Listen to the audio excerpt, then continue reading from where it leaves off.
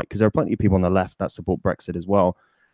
Even though they might be socialists or old school socialists, whatever, they it's still at least they want the control back in Britain, and that is at least a start. So, and I think that is why I think Brexit is the start of what we've seen around the West with this populism thing. It's really weird because Britain tends to be a country that is more of a, we're quite quiet on issues sometimes compared to America and other countries, but I think in many ways we lead the way.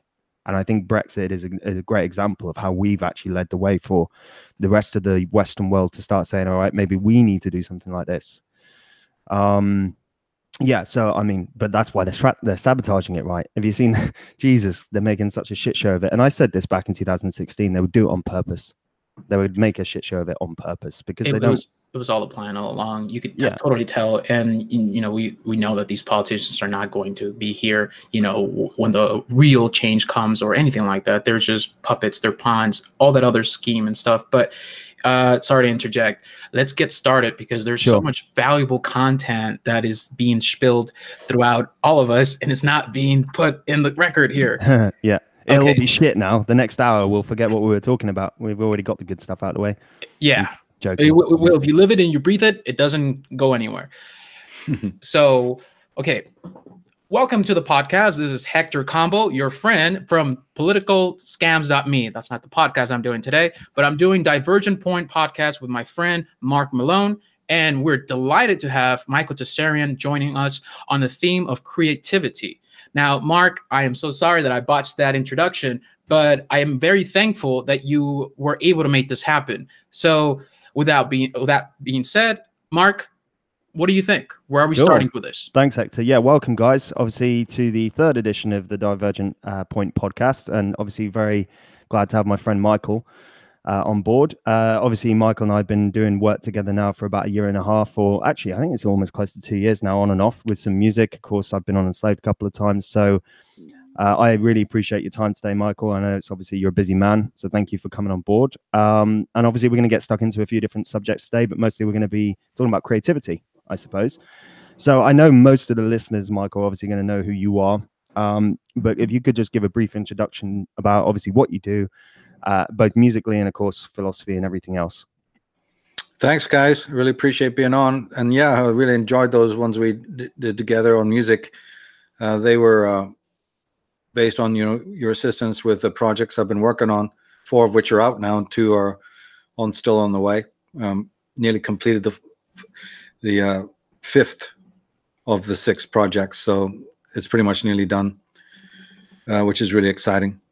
Well, I'm glad to hear that you continue to produce, and and that Marc gave you some good musical influence. And I'm just the type of guy to get right to the point, be very blunt, because like Marc said, you're a very, very busy person.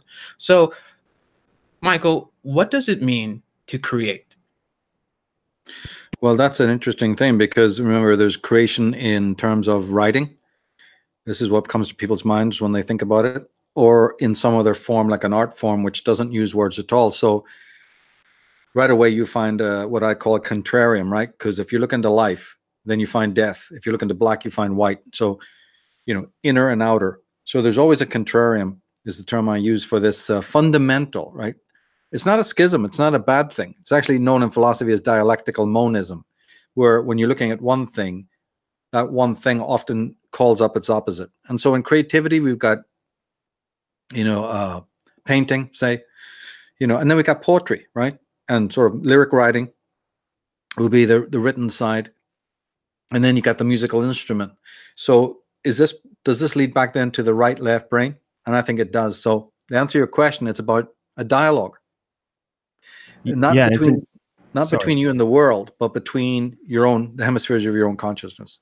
I'm very glad that you were very precise in defining it, because to create is a phenomena of the imagination, and it's a dialogue with the self. It's the underlying essence of who you are. And we get caught up in language, and there are so many various ways to use the power of the word and the power of the pen. But I'm very interested in a type of art that doesn't use words, and you're kind of alluding to it. And what type of speechless, wordless art are you referring to? Well, I'm thinking of music, because I'm in the middle of that problem right now. It's not a problem, but it's an ongoing. People listen to my fingerstyle material and go, oh, it's lovely, you know, where's the words? And I go, then you haven't fucking been listening to it, because there's no words that could articulate what the music is doing. It's very deep, it's very evocative, and if you know how to listen, it's saying it all. Like, you know, and like a great guitar solo. You're going to tell me that you need to explain Jimmy Page's solo at the end of Stairway to Heaven? I don't fucking think so, right? And if you do need that, it's all over, right? So when you don't write the lyrics and declaratively tell what it's about, then it's an endless process. I didn't even like to name the songs I had, because it conjures a vision, which can limit. You know, it may not necessarily be my vision, and I was worried that it would limit the listener. So I've always told my listeners, though, hey, don't necessarily nail the track to the, you know, be aware of that, and I think they're clever enough to do that. But see, other people know you're gonna always associate that song, which takes you on a whole other journey of the right brain, with the name. So we're forced into these kinds of things, but at the same time, you have to work with it, and you have to say, well, you know, this is the way I think it's packaged and produced. I played the tunes for 30 years. I mean, there's some tracks on the new album that coming out that it was composed in 1992 or 3, you know, and here they are for the first time being packaged. This thing is so full of these paradoxes and bizarrities. So you have to sort of go along with the flow. Don't so much direct the music as let it direct you. Like how I you know, put one song beside the other, decided, in other words, what would be on each album. Those songs are a big mishmash. How did I pick the 15, 16 songs to go on this album, then the next? That was an art that wasn't really deliberate. Then I really turned on my, you know, right brain and said, I don't know how to do that. I don't even know how to name these tracks. So, you know, and I'd labored with that problem for over 20 years. When it came to the crunch, look, you've got to do that now. The day has come where you're going to have to name them, and you're going to have to, you know, put songs back to back that were never meant to be back to back. But now you're presenting them in a different form, under a different guise. So they take on their own persona. And it's almost like each song, listening back to it, said, and just something in my brain without the conscious volition said, that one. You're like 1, 2, 3, 4. And I listen back now to them and go, how did that arrangement take place? So there is some supervening creative aspect that sort of expresses itself through us. So then what I concluded was that the whole creative process isn't really something volitional. You know, it's something that we're being used as a channel by some higher muse. Mm-hmm. Yeah, and it illustrates a problem of human existence, which is limitation of language. We play language games, and it elicits that bias, that precondition. And again, not only language, but ideology. And you talked about, you know, creating music, but without words. And it reminds me also of the mutual relationship between the self and the frequency of music, because the frequency also touches you. It resonates and entrains you with a specific essence. Now, Michael, what is it about this phenomena that is so captivating to the soul? Well, as I said, it's because when you hear somebody else expressing themselves, and especially if it's good stuff, right? It's hitting you on a level that our rest of our world doesn't give a fuck about. You know, our world is very left brain, and it's probably even lower than that, right? But a really creative thing affects you on all 4 levels, right? It's physical, emotional, intellectual, and spiritual. Now, obviously, a lot of things affect us on one of those levels, but to get all 4 together, then it's truly magical. And therefore, music is the closest. You know, you can really start discounting everything else. You know, maybe the highest poetry works on that level, but obviously it doesn't take a rocket scientist to realize that it's music that ticks all those boxes. And well, so then I was just saying the musician has a hell of a task at hand, you know, to make sure that his music sort of reaches you on all those levels. Yeah, because I know that you're wearing the Priest t-shirt, and obviously I'm from Birmingham, and Judas Priest and Sabbath and all these guys are from Birmingham. And actually, I know Mike Hector, who produced the Sabbath and Priest records, from Solihull in Birmingham. He's a friend of mine.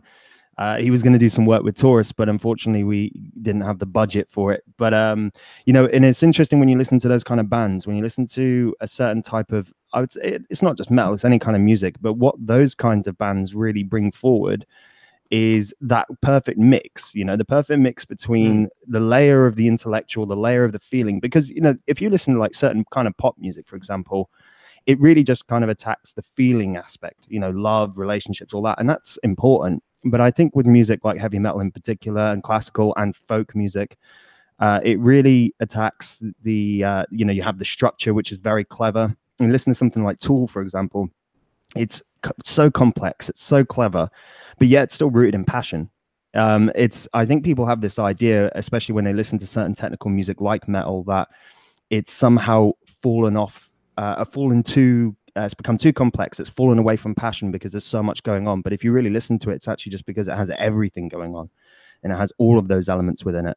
And I actually wanted to speak to you, Marc, about something I don't think that we touched on when we were talking on Unslaved, which is what the relationship is when it comes to psychological issues, when it might come down to neurosis or it might come down to depression. From your experience as an artist and as a philosopher and as someone who's obviously knows about psychology, how do you think that one impacts the other? How do you think that it directly heals some of those problems, such as neurosis or depression? Well, I know a lot about that because I've studied it very deeply. Metal got me out of depression. And if I hadn't got out of the depression, probably nothing would have moved forward. I'm thinking here in terms of 86, 87, 88, that kind of thing, that period where it was especially going to be, it's either going to work or it's not going to work. I'm just going to be a fan in the normal sense, or I'm going to be a fucking devotee. All right. There's a big difference. Well, I became a devotee because it got me out of that, the rut, and did so ever since, so then I looked into what it's all about, why that is. And it actually is much more somatic than it is psychic. We're a psychosoma, body and soul, a body and mind. But there's a huge element of the body's response to vibration that isn't known except to certain, experts. And then the subject we're talking about here, which would cover PTSD and things like that, you'd be amazed how few the experts are. There's still a raging debate over the matters about the parasympathetic, the role of the parasympathetic system. And it turns out that the parasympathetic has always been recognized as the healing, sump, the one that dispenses the oil that cools all the upper systems that are raging and ready to go absolutely ape shit when under stress. So the cooling oils and the cooling fragrances are emanating from, it's like the sort of a deep emotional immune system is the parasympathetic. Now they've realized, the parasympathetic actually divides itself into two. They just thought there was the sympathetic and the parasympathetic. Now they've understood really recently, like since 2010, that the parasympathetic is itself divided into, what could be considered upper and lowers, right? So they're restructuring everything we know. But it just confirmed, when I read their researches, it confirmed what I knew, which is that the parasympathetic system of healing is vibratory. Like if you take it to the brainstem, the information sent from the upper realm to the lower is 20% of consciousness. The information sent from the body through the parasympathetic up to the brainstem is 80%. So the communicativeness is completely opposite than what they thought. This has radically changed, what everyone thinks about neuroscience. But it's confirming this idea that there's a voice in the soma. And I believe that that's where deep music is plugged in. And then reading up on these people, Paul Levine and others, they're saying that when somebody reaches the absolute nadir, probably just before suicide or whatever, but at least just agree that they've reached the pits of depression, of meaninglessness, let's say. Yeah. There is a moment that comes, I think they have a technical term for it, but I can't remember what it is. But it's when they reach the bottom of the bell curve, there's a flash. It's very much like the tower struck with lightning description in the tarot, which is one-on-one, to this point. There's a flash. And in that flash there's insight, in which the depressed person sees everything as it fucking is. They just released a headline this week in which they claim that depressive people are spot on. And they're right. When they do these tests about, random things. And the depressive person is so accurate, whereas all the other frou-frou guys, they're all fucking miles off, right? And this is what I'm talking about on the deepest level. So to answer your question, really, there is a parasympathetic direct connection to music. In other words, put it this way, in simple man's language, music is a kind of immune system. It's kind of an external immunity. You have your normal immunity biologically, but there's almost immunity, real immunity, especially on an emotional level, in music, in what we call music. And this is hard to look at. It's like an external immune system. So somebody whose whole system is collapsed, right? And it's not sustaining you. By sticking on a record, at that time it was Jethro Tull and Black Sabbath and Led Zeppelin. They were the primary bands that saved me, right? You're lifted out. You find wings where there are no wings. And it's almost like the logo for Led Zeppelin is Swan Song, you know, which is a man who's with gigantic swan wings. I mean, so appropriate that, because that music did indeed do that. You know, so it has this apotropaic effect. It has a cleansing and healing effect, to the point where I would say it actually constitutes an external immune system, if that makes sense to people. It does, definitely. Let me interject here for a minute, because I want to open this up into very deep matters. You spoke of the left constructed reality. The physical dimensions of reality are left. They're based on ideology. They detach the individual. They atomize us. They make us feel distance and all that. Marc mentioned how this is met with pop music, and if you really look at it, the dark undertones and all the other, you know, symbolism that goes underneath it, I really find it very interesting about the spectacle of concert. It's a magically induced project where you have this puppet playing around for the masses, and the masses elicit this great emotional reaction and then imbue this puppet with their power and energy and takes it away from their essence, their self, the inner being. And the issue that you mentioned about how metal rescued you from your depression reminds me of blues, how it is seen as soul food, a spiritual food. And if you know, we all can agree, I think, that blues is the progenitor, you know, it's the original metal. And the people who were speaking of it, I don't know if you would disagree or agree, but they were really depressed. They were really, you know, angry, and they had something really viable to offer to the message of people. So what I really want to bring into this conversation is, what do you think about why is it that it, and I know the answer, but I want to know what your particular answer is. Why is it that our immune system is being attacked with these dark vibratory essences? Yeah, well, I mean, God, that's huge, you know, that's absolutely huge. We're attacked on all sides. One's got to say it.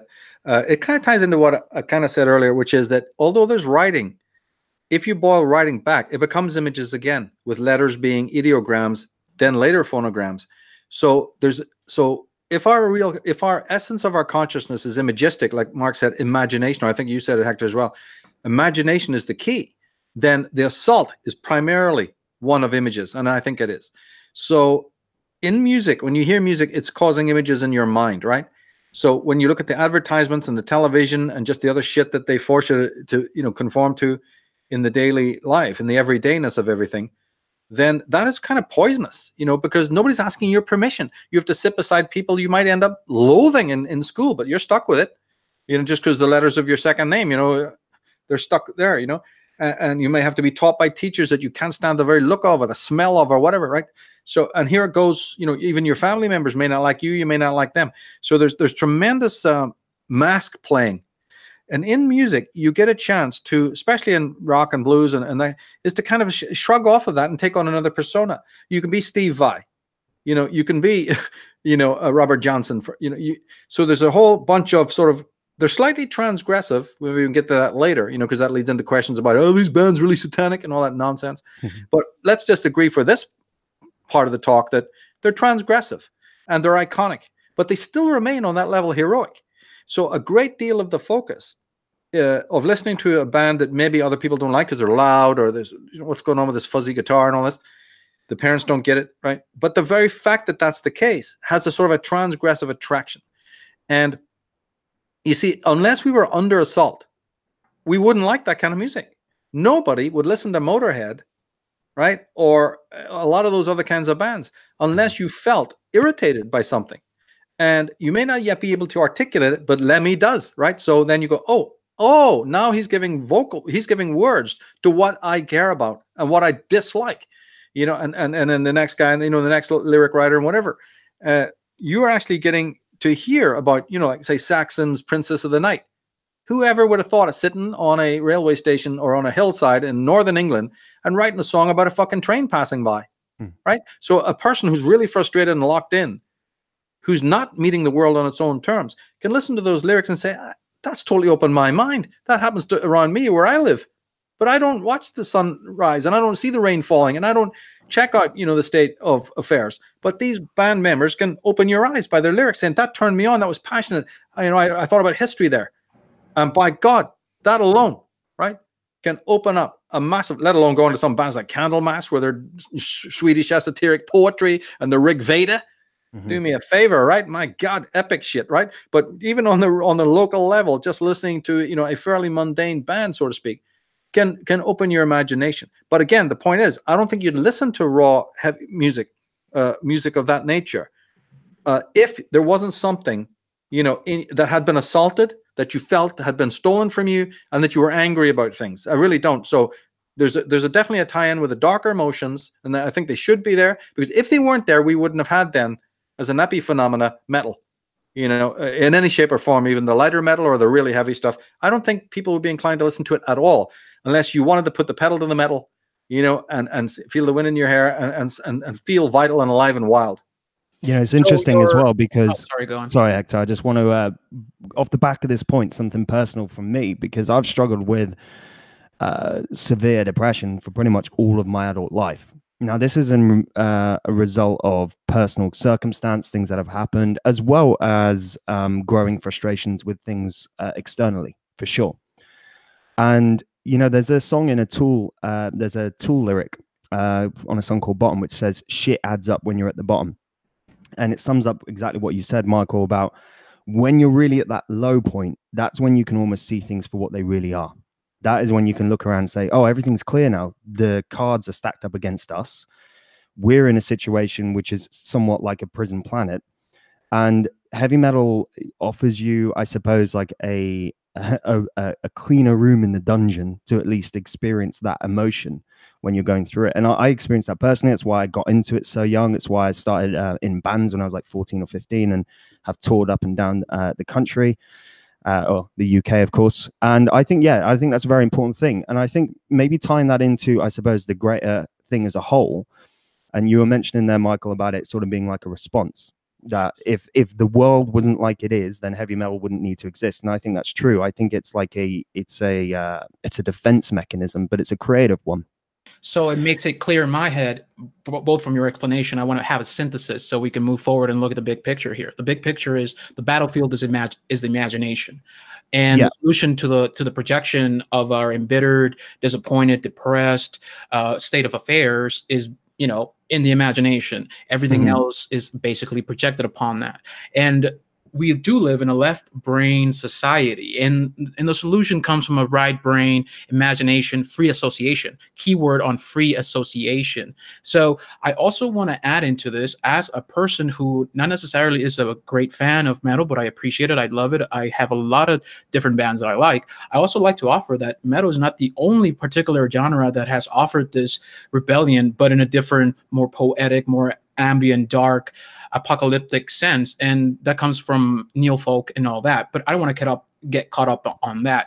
Michael, I want to ask you something very, very good in my view. It's a very good thing.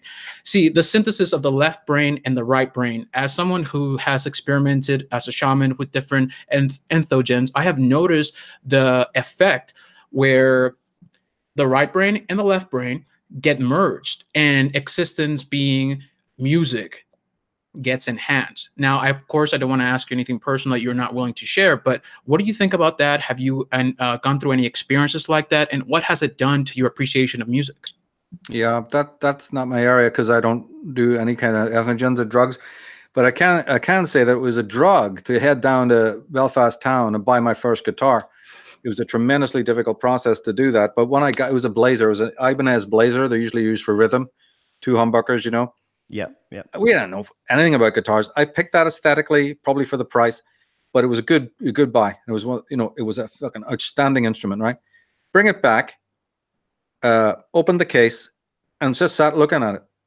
And from that time on, even when second, third guitars start showing up, and even the earlier, you know, much more primitive guitars that we had to start off with that were bought cheap, I just was aesthetically attracted to the shape, you know, and very much observed the fact that I couldn't take my eyes off it. You know, Segovia, the great classical guitarist, said that as far as he was concerned, that a guitar is one of the most beautiful things that a man has created. And that sums what I'm saying up. But then on a personal note, just looking at the thing's beauty before you even want to make music with it, right, is a huge piece of this. Now, somebody would say, right, well, guitars then are clearly phallic, because, you know, everybody chimes in. Hey, and they're not wrong. there is an aspect of ithyphallic symbolism to the guitar, but there's more to it than that. Some guitars look very feminine, as a matter of fact. So, you can also bring that to bear. But for me, it wasn't just so much that they were phallic. It was that they're a weapon. Apropos to what we've just said, I'm looking at a fucking weapon. That's why, Pete Townshend has gone on record to say that's why he smashed them on the stage. He smashed them over people's heads. He put them through the walls. He literally thought the same way, very consciously understood this. And ancient primitive man, when he first got a stick and a piece of sinew or leather and twanged away on it, in the same way they beat the drum of an animal, an animal skin, how can anyone deny that there's aggression involved in that? And so the harp and the guitar, right, are really hybridized weapons who shoot musical notes is the way to look at it. But weapons can be for destroying in an evil way, but they can also be used for destroying evil. And so, when you listen to Manowar, when you listen to Candlemass or the heavier bands, Motorhead's Orgasmatron, it's very easy for me not to then fall into some imbecilic trap of thinking, this evil is satanic or loud or heavy. I understand that it's black arrows of death into the heart of falsity. And once you tell that to a person, they get converted, they understand it. And then you can substantiate that by many, many lyrics that also clearly are anti-war and for the good. There's just non-ending of those kinds of lyrics. And then most rational people will be immediately convinced. Yes, I see it. My prejudices are wrong, mate. I get it. This is fantastic stuff. I may not like it. I want to run out and buy the latest Iron Maiden record or something, but I understand it now. That, sets my mind at rest. But even if you were dealing with pop, the same formula basically applies. If you're dealing with blues, good blues, those notes are still, they're still chinks in the fence to let the light through. They're still passionate.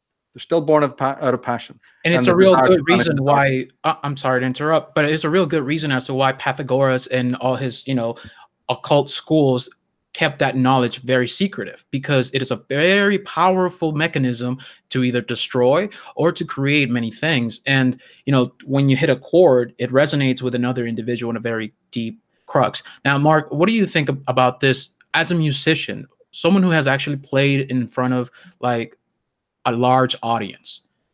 Can you describe that feeling? Yeah, one of the things that I wanted to mention on the back of what we were just talking about is I think that this is exactly why there's such an assault on creativity and music right now, because of the kind of conversation that we're having and the kind of things we've said. Look at what music opens up for people.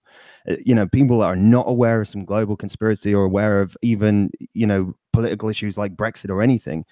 And music can, like philosophy and all these things, can open an avenue up to you. But because music is, in my opinion, a lot more powerful, because it resonates on a much deeper level, because not everyone has the intellect to understand Socrates. Not everyone can read James Joyce and dissect the same stuff from that. But everyone can listen to Black Sabbath's War Pigs and understand that message. And I do think that is why creativity, and I would like you to come to that in a second, Michael, and give me your opinion on why, on what you think is going to happen with creativity in the future because of that reason and because of what the system is doing. In terms of performance, I remember saying this when we were talking on Unslaved, that I think that performing is one of the most vulnerable things that you can do as a human being, because what you do is you're putting yourself in a situation and you're making yourself open to criticism, to judgment, and in doing that you have a choice to sink or swim. And you could look at that as a metaphor for life in general, right? If you put yourself in any situation, you can move across the world, you can do this, you can do that. And I think when you're performing in front of people, you are making yourself vulnerable. You're cutting your wrists. You're dunking it out there in the open and saying, right, this is me. This is who I am. And that is very, very hard to do. It's a very, very tough thing to do, to sing. And I've performed for tens of thousands of people over the course of the last few years. And it's not easy when you get bad reviews. It's not easy when you know that people are not budging in the crowd and you know that you're not their cup of tea. But in doing that, it strengthens a philosophical resolve within you, because in doing that, you're forced to push forward when things are not going your way. And I really do look at that as a microcosm of the macro of the world at large. And I think that performing, if everyone could do it, I think it'd be worthwhile for everyone to do, because vulnerability leads to growth. You know, you have to kind of make yourself vulnerable in order to grow, because otherwise you're just protecting yourself from breaking down, burning off deadwood and starting again. And I think that's music is very good for that. And I think, if you don't mind us going back to that segue there, I was wondering, Michael, what you think about that. Do you think that creativity has taken, because in my opinion, as a musician, I think creativity has taken quite a dip in the last 10 years or so in the public sphere. Do you think that that is somehow coordinated? Do you think there is something to the industry the way it is today, with all of their affiliates and all of the people that help control it? Do you think that that's calculated, or do you think that's just a result of the culture? And where do you see it going in the future?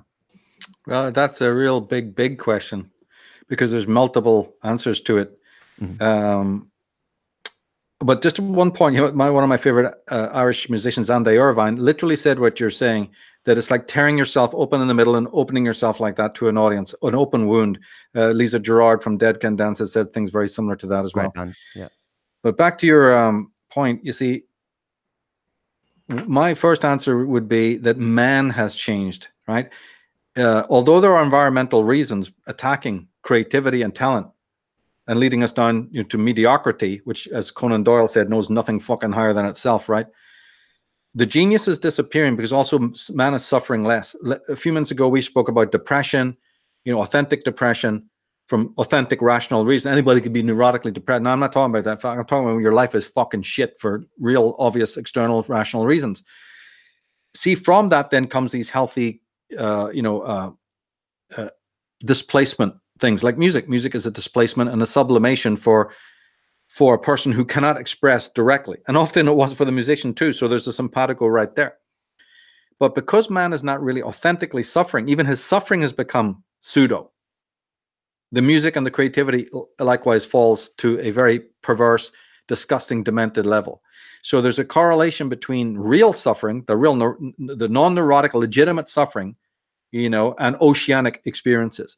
Like a person who's just had a heartbreak will take that walk. He'll go on that headland. He'll strike out, and want to be alone more, not head down to the fucking pub, right? All the noise and the chaos.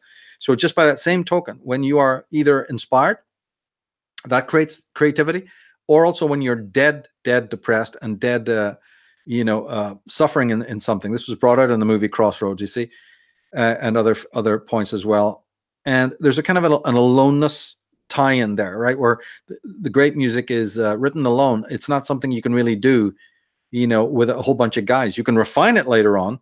And there are, of course, exceptions to that rule, where a group like the Church will get together and they'll all jam in a very ambient, psychedelically surreal way. And then songs come out of that, kaleidoscope. There are bands who do it that way. But obviously, most of it's a single individual sitting with their song because it's coming out of something that is meaningful to them. But just like Schopenhauer said, life is fucking meaningless without suffering. So there's a suffering music or suffering creativity dynamic, right?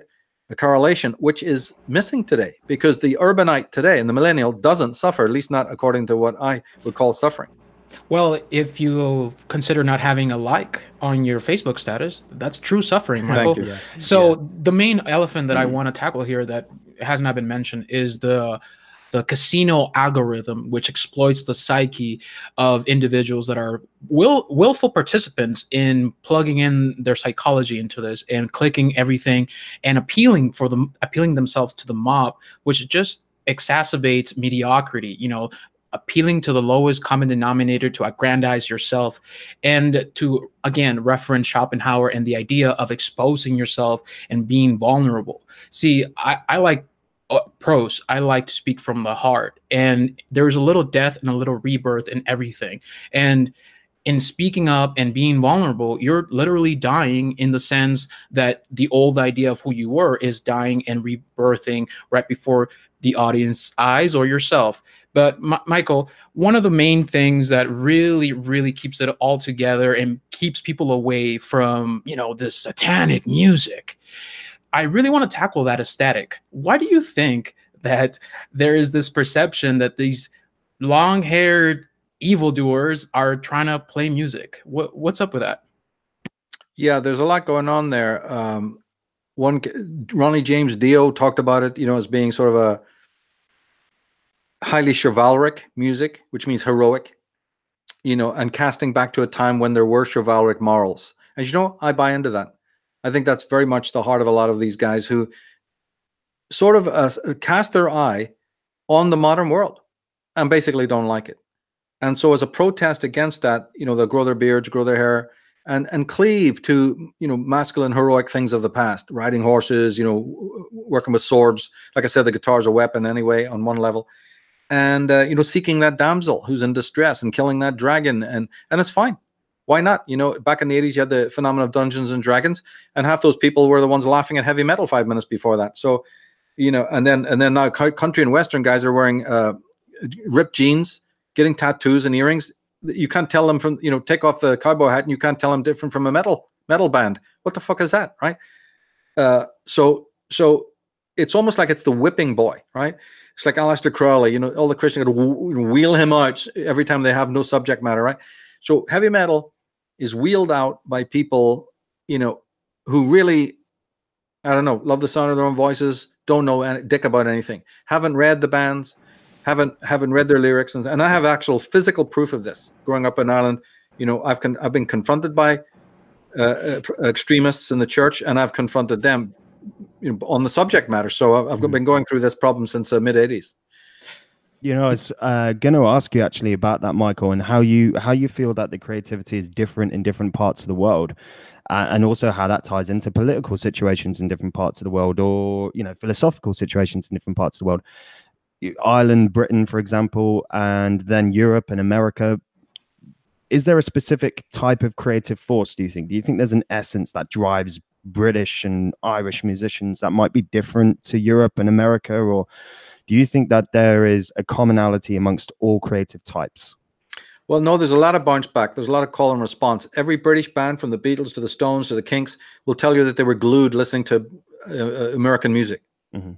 Then you go back over to America a little bit later after the Beatles came, and you'll hear them say later bands in America were influenced by what was happening, down the line in England. This is absolutely factual. So there's definitely a call and response. But remember, the kind of music we're mostly talking about, you have to go to the level of subculture, because it's not that each country then has, a particular focus or expression. It's subcultural groups, like say in the Nordic countries. You got the black metal guys, and not even black metal, but just harder metal. Yeah, but they're very akin to what's happening in Britain as well. So amongst all these subcultures, you go to Croatia. Iron Maiden was absolutely massive. The Moody Blues were big in Russia. I think one of the first bands to ever go east of the border. So there's a certain sound, the electric guitar, which to me, when you talk about rock, even the lighter bands can have a more of a metalish edge, and some very, very heavy bands can have a very light sort of balladic type of thing. It's all based on the usage of the electric guitar and that sound and how it's used. That really, for me, distinguishes a rock band from any other kind of band, right? Mm-hmm. And what that means is that some fairly light bands can actually be described as metal, believe it or not, and then very sort of metalish bands cross the border backwards, and can be almost considered folk bands like Led Zeppelin. It's crazy. But when you're dealing with subcultures, there's something about, that. And of course, somebody says, all the hippies and all, and then later came this group or that group, or later came the mods. But say like in the Who, you see that, where they start off as fairly lighter mod music and then become practically metal as they progress. Even Roger Daltrey growing his hair out, looking like a simulacra of Robert Plant. In the end, you can't even tell the difference, right? So there's a tremendous experimentation. So I think that what happens is that the signs of independence, something out of reach about the guitar. The first time you saw one was through a window, and it was way overpriced. You could not get it. So in something heroic by going and attaining it, very much as Mark Knopfler talks about his relationship with the Fender Strat, but other members as well. The fact that you've earned your money with that in focus, then after getting the guitar, now it's getting that record deal. Then after getting the record, it's the record. After getting the deal, it's the record, and then fame and all the rest of it. There's something very addictive about that, especially for people who feel lost, who are disempowered because other people have crushed them, and who are of a depressive mindset. But depressive is a synonym for poetic and sensitive as well. So it's a mixed bag, but it's not so much about what the culture in general thinks. It's more about what these individualized, subcultures are about. on the modern world, which is a very important thing you mentioned about the social dynamics and subcultures and individuals going on a quest, becoming heroic and meeting their shadow self and synthesizing, self-actualizing, all that is an individual's quest for meaning. And in the social dynamic of, I mean, I've traveled to Birmingham, I've traveled to England and all this other stuff, and I've noticed that everything is a lot of the same. And it's the Borg system that is trying to consume and assimilate all these disparate subcultures that are trying to empower themselves through music. Because in a real sense, music is power, which breaks the conditioning that is befallen on humankind by, you know, shadowy people, all this other types of influences. But Michael, talk about a little bit more on the issue of going on a quest, becoming heroic. In metaphysical or philosophical terms, what does that actually mean to you? Oh yeah, well, it's a partly natural evolution, maturation of a psyche in a girl or a boy. They become masculinized as they have to negotiate the reality principle. It's mostly a natural thing, but when it becomes conscious, then you'd be into the philosophy of it, like an Ayn Rand, where you now actually embody it. You're actually consciously aware that you need to be heroic. And so for me, that is indeed calling a spade a spade. In Randian terms, it means facing evil, calling evil evil, so that you now know what good is. She was always trying to explain that by fudging it and not being able to call evil evil, the next step in culture is that you no longer know even what good is. And she was 100% right. On a deeper level, she spoke about something existentially monumental, so controversial that I don't think hardly any minds in the world can download this without a lot of reaction. And that is that she said that her philosophy, a philosophy of selfhood and heroism, was based in freeing man from man. Well, that's the end of that. There's the demographic, divide right fucking there, because nobody even understands what that means and couldn't think of it, haven't even formulated it in their mind that it's a problem. In other words, the collectivistic mind isn't aware that there's an alternative to their collectivism. The oblivious person is oblivious of their obliviousness. They're in denial of their denial. But somebody on a fundamental level, say on an emotional level, gets it. They're more likely to become the kind of musicians we're talking about. Doesn't mean that they're able yet to verbally speak about it, right? In a way that, say, a Rush would have done, and various other bands. They were more explicit. Other bands know it's on an emotional level where they've understood that, the Anglo-Saxon spirit or whatever, the spirit of the West, is just a symbol of being independent. And of course, it's with other races as well. And that is what it's all about. So it's a journey in which you continue to move towards individuation in whatever culture or background, you're from. And that's always a very sage-like being who's okay with aloneness, who can bring meaning from within, who doesn't need to constantly be surrounded by other people to give them meaning, unless that person shares exactly the same values as they do, in which case that's a proper relationship. But what it really boils down to is this: that we have in the West forgotten one vital fact, and that is that you can have, like Victorian man did, like earlier man did, relationships with other things than just fucking humans, and this includes animals, inanimate objects, and instruments. And so today, what's also missing, and why the music is totally crap, is because there is no such relationship with the instrument. It's just something you buy in a store, pick up, go home, plug in, and impress people with. It's nothing to do with the spiritual journey, you're talking about. Getting an instrument was like, in those days, getting a book or being handed something, even precious. People treasured that for the rest of their fucking lives, right? A little book, a little diary was considered, oh my God, today it's like nothing. So there's been such a devolution in terms of creativity and sensitivity. But actually, as a matter of fact, inanimate things like pots and beautiful antiques and even a watch, and another, anything it could be at all, anything. The more sensitive you are, the more it'll be, something quite trivial, as a matter of fact. But those things are kept as personal heirlooms, personal relationship. And so the greatest one of those personal relationships with an inanimate thing is a man's relationship with his instrument, with his musical instrument. That personal relationship with reality is, in essence, bringing us back to the original point. And you mentioned, the idea of collectivism in the Randian sense. And if you read the novels, some of the individuals who were in collective they did not have a personal relationship with reality. They had a personal relationship with the phantoms in their psyche. And that is the point I wanted to add. Sorry to interrupt, Marc. What were you going to say? That's no worries. I was actually just going to obviously agree on the back of that point, but sort of looking at it from both a personal, so micro and a macro perspective, I looked at getting my very first guitar, which I washed dishes for £3.75 an hour. So just over $4 an hour when I was 15. Obviously grew up very poor, and that was a massive achievement for me. And I used to practice on a beaten up old guitar so I could buy my first guitar, which was still super cheap, but it was like Excalibur to me.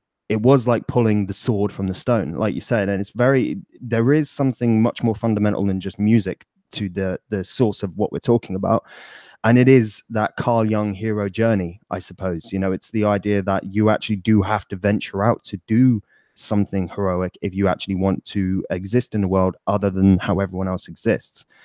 And I think that was actually the fundamental essence between why so many of us actually become musicians. Yeah, of course, success is important because we want to reach people musically. But ultimately, it was about going out and doing something that we knew not everyone could do. We know not everyone can stand on a stage and play a guitar like Jimmy Page and write lyrics like James Hetfield or whatever else. So and there is something fundamentally heroic in that, and I think that is an attack at the culture that we don't actually see right now. I think there is an attack at that element. We do know that masculinity is being attacked, of course, across the board in the West. And I think, like you were saying earlier, Michael, maybe that is actually directly impacting music because of that. Maybe it's not the music that's being attacked, it's the heroic element within man himself that's been attacked, and that has of course had a knock-on effect with the music and the arts and everything else. So that's really all I wanted to say about that. But I think that's a very profound thought, and I think that maybe we should all meditate on that one and hopefully bring more of that out in people so we don't lose art. Because what is the future going to look like if we lose music the way that it was 20 years ago? It looks bleak. I suppose my segue to that would be, what is the point in sorting out all of these political issues like borders and national sovereignty and all of this if we don't have any creative human essence left? Mm-hmm. All of those other things are meaningless. Yeah. What's the point of breeding children if in the end they're just big fat couch potatoes without a brain cell? See? Mm-hmm. So yeah, there's going to be changes. You asked about that, and it's going to get worse. It's going to get worse and worse and worse because even astrologically speaking, there's a lot of deconstructive energy, an apophatic set of energy that people just do not know how to work with. They look at deconstructive energy as destructive. So they're right off the bat haven't learned the holistic paradigm. You see that this is good, this is healing, this is tribulation and catharsis. They don't know that, and they would fucking know it if they listen to more bloody metal, because metal by definition is very cathartic. It's mood altering, and when you really understand what mood is, my God, right from the German philosophical tradition, for instance, this takes on a massive meaning that moods lie deeper than the rational structures and affect. Right, so it's almost like the upper antenna is very sensitive to the the ocean of mood that's lying below. They call it Stimmung in German. And music is an expression, not of your upper centers too much, unless it's Bon fucking Jovi, and even then, right? No, the real metal, the real stuff is expressing that mood-based, which is fundamentally philosophically. Can you believe it? So rather than being something superficial and ridiculous, although you have that, and that's okay. You got ZZ Top, and you got Motley Crue or whatever, and every so often it's good to have coffee beans to clean the palate and just listen to that. I listen to very easy pop or easy music just to, for a moment, clean the palate, because you can't be steeped in the heavier stuff. It loses its fragrance at that point. In order to come back to it fresh, you have a hiatus point where I'll listen to blues or classical or something else, and come back. But you're quite right. Like we said earlier, the right brain is not being expressed. There's a definite assault on it, and so music is going to be one of the last relics, last means by which, and also using authentic instruments. I'm a big favor of digital music, but again, provisionally, because I know that if you go too far towards the digital editing side of it and synthesize music, then you're not actually playing with the instrument. Like I recently got myself a fretless bass. People are telling me, yeah, man, but you could just use regular bass and then digitize it into the fretless later on. I know, but I want the real thing in my hands, because just for extremely creative reasons, I want to create more with it. And I want to really feel the thing and get chops together with a fretless, and so I'll do that. But pre-digital, and use the digital later by all means. but have enough instruments around to have the real tactile thing in my hand, so that, you know, real creativity isn't chopped off, you know, or truncated.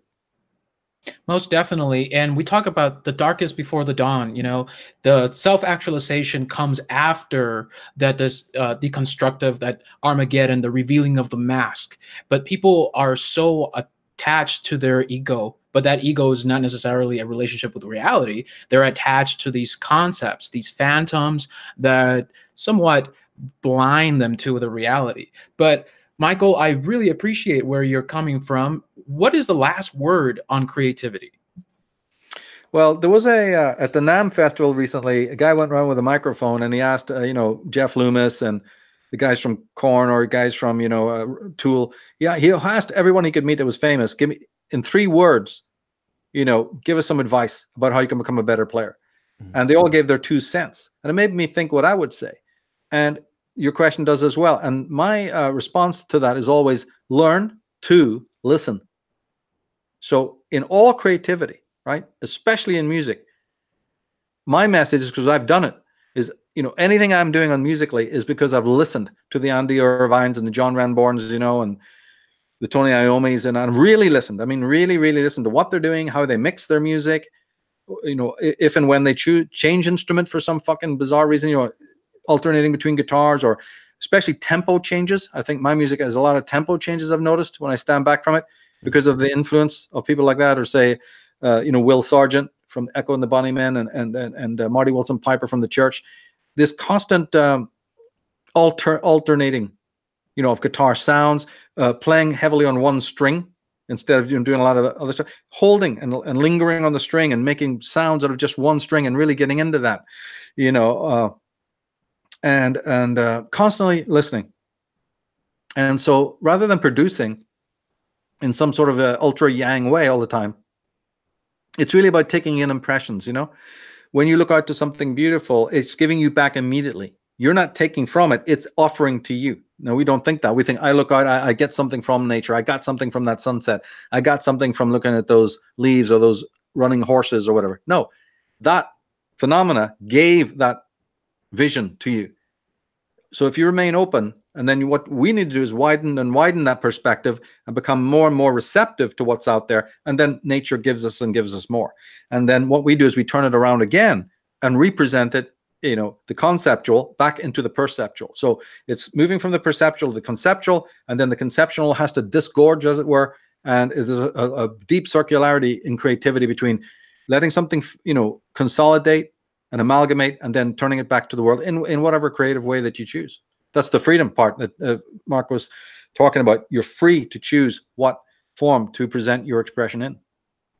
Thank you so much for those wisdom, for that wisdom. See, earlier in the morning, Don, an owl visited me. This is not something I'm saying poetic. It literally happened. Okay. Right.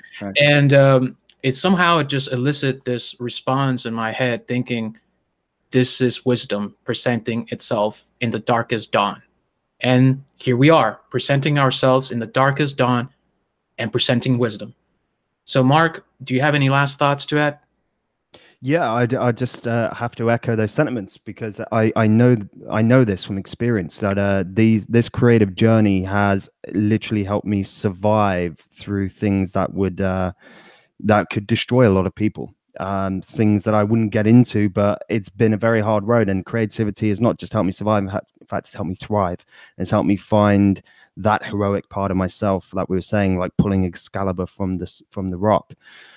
So I would just say that I think I'd implore people to find that part of yourself, whatever form it comes in. And I'd obviously just like to thank you, Marc, obviously, for joining us today. You'll come back, hopefully. Yeah, that's great. And we'll discuss more on this and maybe some other topics as well. But you guys are just so much for your time. Yeah, you guys are just, I really love this. And I like to talk on this level. I don't get an often chance to do it, especially with people who know what the hell I'm talking about. Hector, thank you so much, Marc.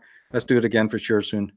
All the best. Will do, Michael. As long as you enjoy the conversation and it brings value to your personal life, that's all we're here for. Oh, and obviously, guys, jump on to unslaved.com and be a member. Cheers. Thanks. Cheers. Hope you have a nice day.